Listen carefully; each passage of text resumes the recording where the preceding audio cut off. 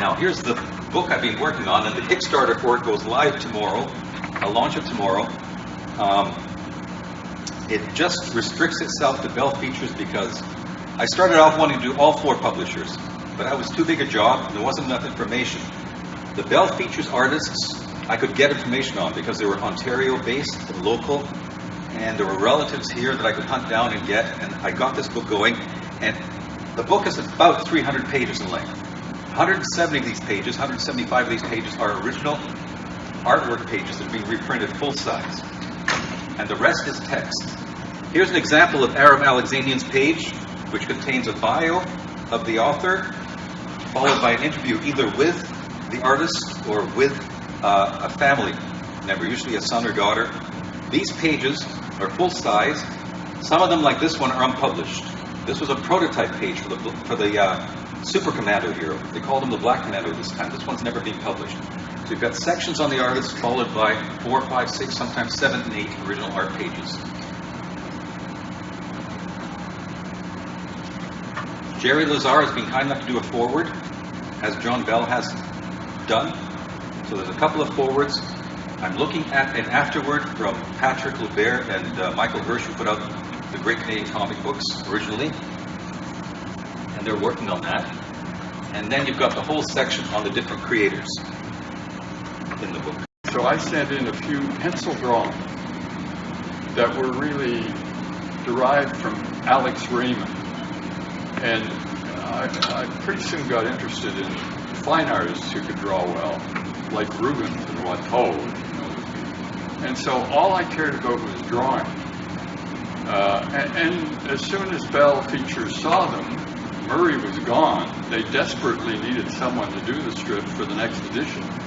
So they phoned me up within a week and said, "Do you want a job? Kid, do you want a job?" And I was in 3rd grade at Oakwood Collegiate. And I couldn't believe that. I thought, what? But it was an offer I couldn't refuse. Jerry, can I draw your attention to some of the characters you created? There's the Wing, Nitro, and Drummy Young. Yeah, later on they wanted me to create my own things. So I did. Nitro and Drummy Young and The Dreamer. I was doing 9 strips, both, maybe 5 of them I had created and 4 were things I had taken over from other artists. This was the art director, Adrian Dingle, and he was the first painter, fine artist I ever met. And he was the art director at Bell, and he was a former Welsh, I think, from Wales, but he spoke with a very lovely English accent. He was a very gentle, kind, beautiful man, and he was the first fine artist I ever met. So Adrian, you'd go down with the strips under, on the streetcar. I mean, there was no, just radio streetcars.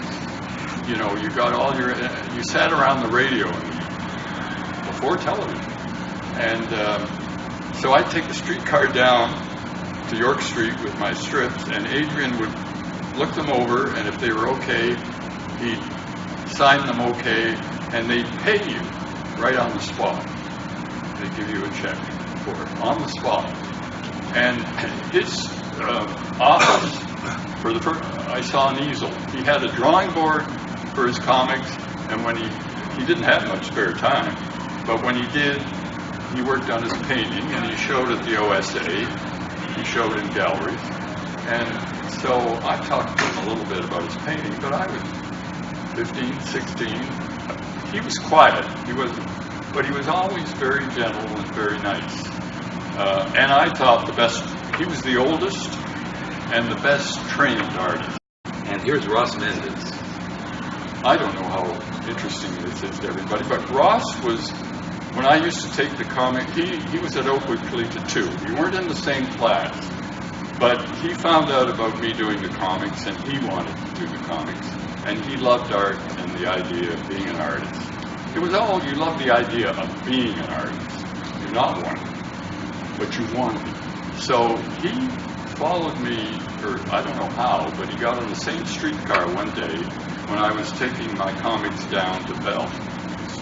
And Actually, this is Ron Kasman who's sitting here. He's kind enough to do a version of that meeting between Ross and Jerry on the streetcar, on the St. Clair streetcar, for a promotional item for my Kickstarter for the book, which begins tomorrow. And he just colored it and put it online this morning. I managed to get it off. And it looks like a great job. Yeah. Here's a Bell artist you're probably more familiar with. This is Fred Kelly. And you probably know him better from the revival of Mr. Monster. Yeah, Fred Kelly took me out of the house. Fred one day, I forget exactly how it happened, but he suggested we get a studio together. I would never do that, I'd never think of it. But he said, why don't we get a studio outside together? And I was ready to leave, to get out of it, throw some wild oats at it. So I said, okay, and we got a studio above the Capitol Theater on Yonge Street. The building's still there. I didn't lose my love of the comics. Like, there are a lot of fine artists I met who said, you did comic strips? How could you do that? I loved doing it. I didn't care. I did the best I could, and I loved the comics, and if I did a picture, as I said earlier, whether it was the comics or an illustration or a painting, to me it was just a picture for me to do the best I could. And I loved it all. And I miss it all. But I can't do the comics anymore. I used to love writing. Writing was, actually when I looked at my old comics, I still shrugged a bit at the drawing, at the anatomy and stuff.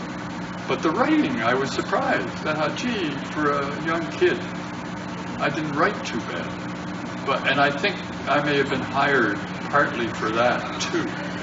I didn't think of it because all I thought about then was drawing. But I loved the writing part.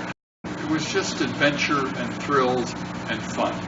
And I want to thank Jerry for coming to this presentation and his wife, Jessica.